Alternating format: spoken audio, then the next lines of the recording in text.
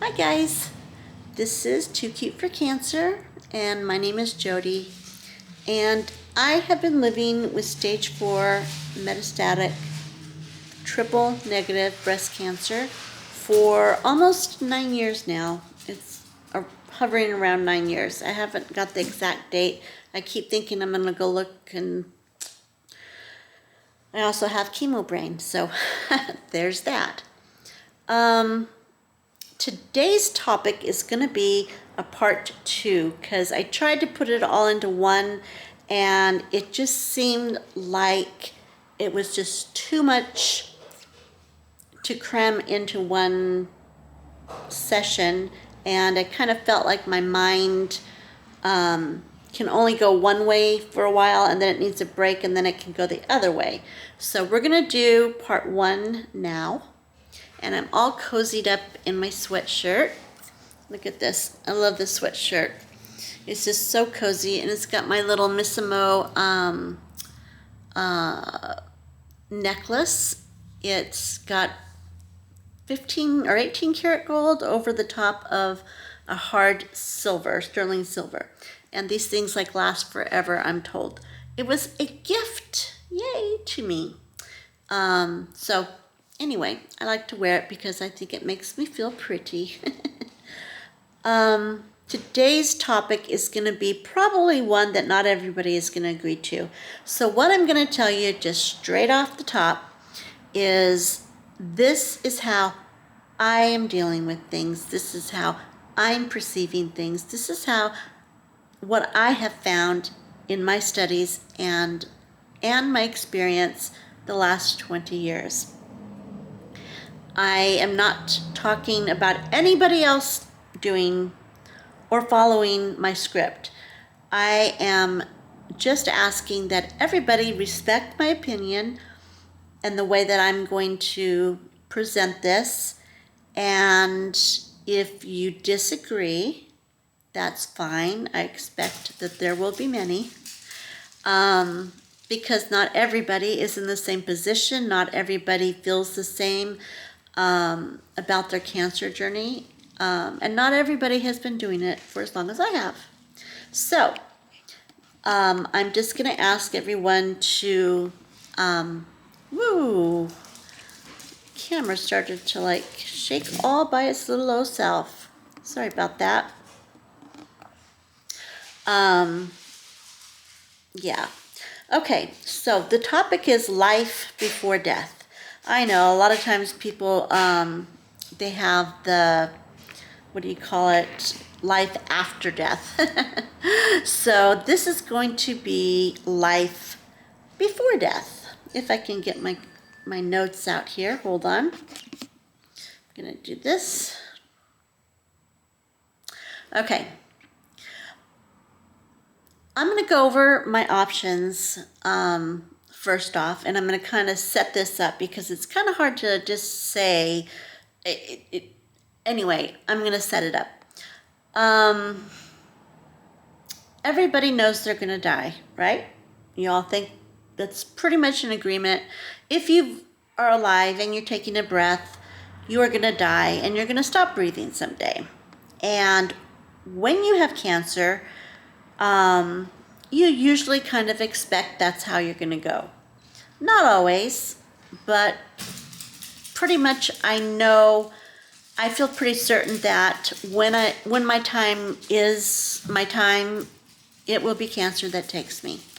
Or it will be because of all the medications and treatments that I've done to get the cancer from killing me. Those treatments will wear on my body and my organs will shut down and I will die of that. That is pretty much, I think, a given for stage 4 metastatic triple negative. Now, there are tons of new trials out. In fact, I looked them up. There are 52,000 new clinical trials just this year. That's a lot of hope for a lot of people. So I am not saying to jump into a trial because I have, and there's a lot of things I want to talk about with that, but we'll get there. So my point is, it's not when I'm going to die, it's and not exactly how I'm gonna die, because I don't want to know. I just like, it could be gruesome, yuck, and I don't want to know. Just let me go. They'll just give me a lot of morphine. I'll take my last breath. I see Jesus when I open my eyes. That is what I'm hoping for, but it may not be that way. So I really don't want to talk about how it's going to happen or even when it's going to happen. I want to talk about my life before it happens.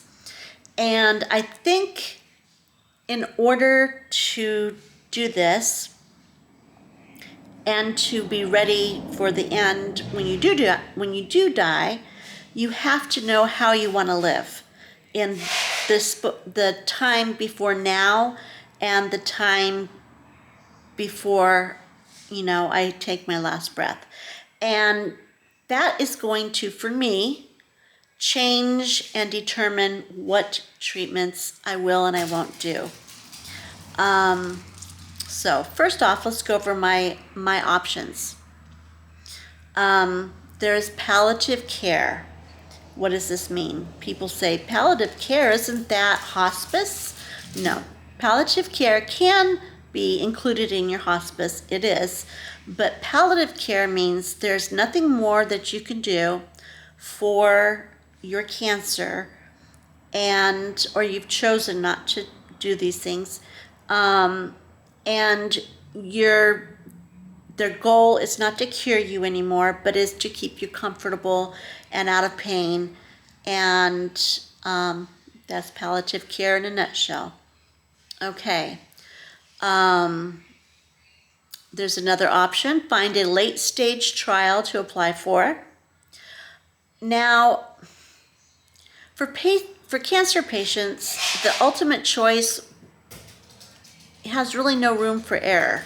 I mean, you could say, oh, I'm going to do this one, I'm going to do that one, I'm going to try this one. If that one doesn't work, I'll do another one. Well, guess what? You do one and it kills you, then you don't get to do the next one. It's kind of like it's a one-shot deal most of the time, not always. And for me, I've done 2 trials, and one not being as bad, the second one almost killing me and doing me absolutely no good whatsoever, just did more damage. So but there's other trials out there, and that is and can be an option for me. Another thing is immunotherapy. Okay. Immunotherapy is the hottest thing on the market right now in cancer world. But what a lot of people don't understand is that when you have immunotherapy done, it's kind of like a one-shot wonder thing. You can do it, but you can't do it it's like you do it once and then it doesn't work, or it's not as effective the second time around if you try it again. If you go back, it didn't work, let's try it again. So immunotherapy still has a lot of qualifications, especially if it's a trial.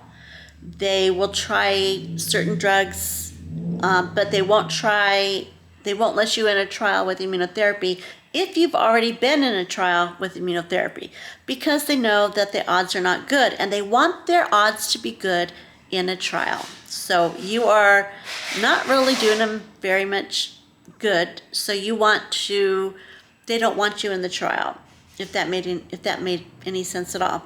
Okay. Let's see. Another option is to fight with more chemo, a variety of different chemos for the rest of my life, and just keep chasing down the cancer and keeping it at bay. But while I do all of that, all the different cancers that I've already had are not going to work again and again and again. My body is immune to them. Now they'll mix up a whole bunch of different cocktails, and they'll keep trying that and see what happens and everything. Okay, so that is an option once again for me. And that is an option, a valid option for many people, because chemo gives them an extra 5-10 years maybe with their family. It gives them time to maybe see their daughter get married, or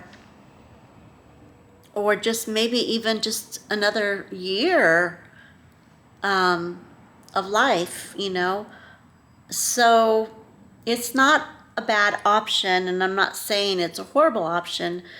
I'm just saying it may not be an option for everybody. Okay. Now, the question arises, what kind of life do I have or want to have before death? Life before death. Those are the questions I have been going over, and I have been praying about, and I've been thinking about, and I go back and forth. Like, if I sit and do nothing, and I just do my vegetarian eating, and I do some holistic cures or stuff to build up my immune system and keep me as strong as I can for as long as I can, and just bow out gracefully, will my grandchildren think that Nana didn't fight? Or will people think that I'm giving up? All these things go in my mind all the time.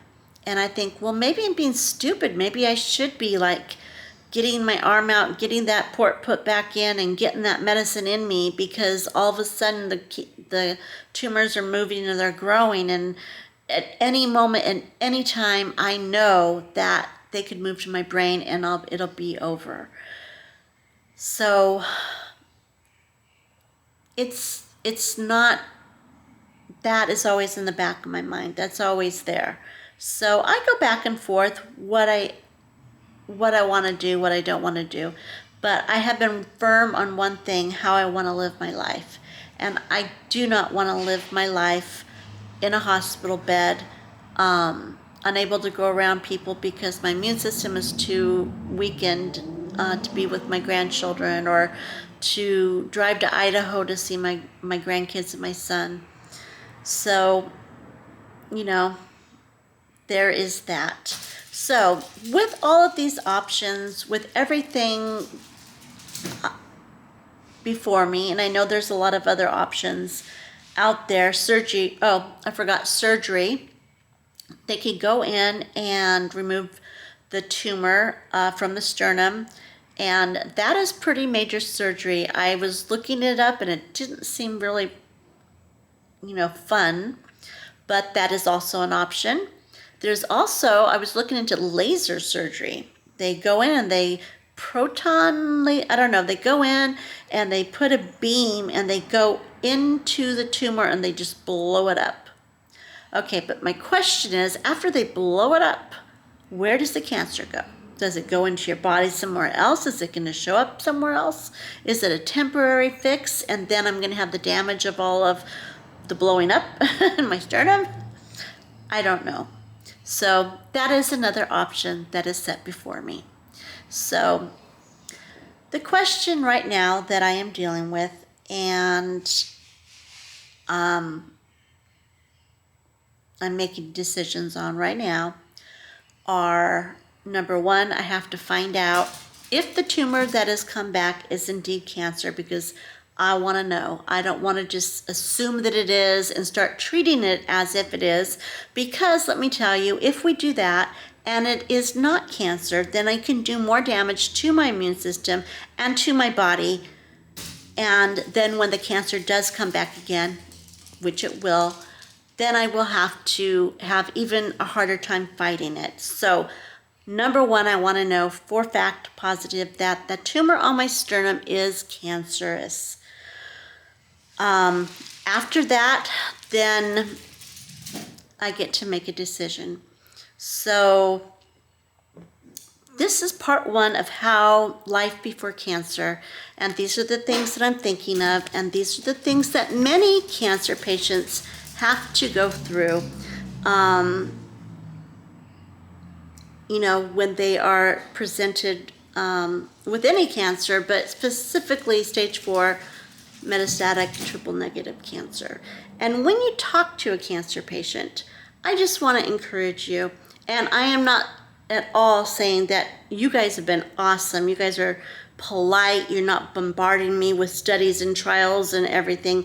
You guys have been just precious about everything.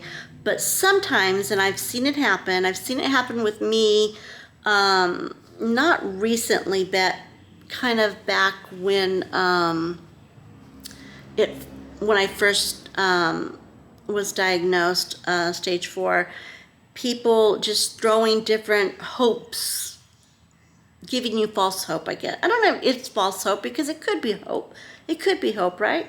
But giving you, like, oh, I heard of this new trial in Europe that, this lady, was cured and blah, blah, blah, blah.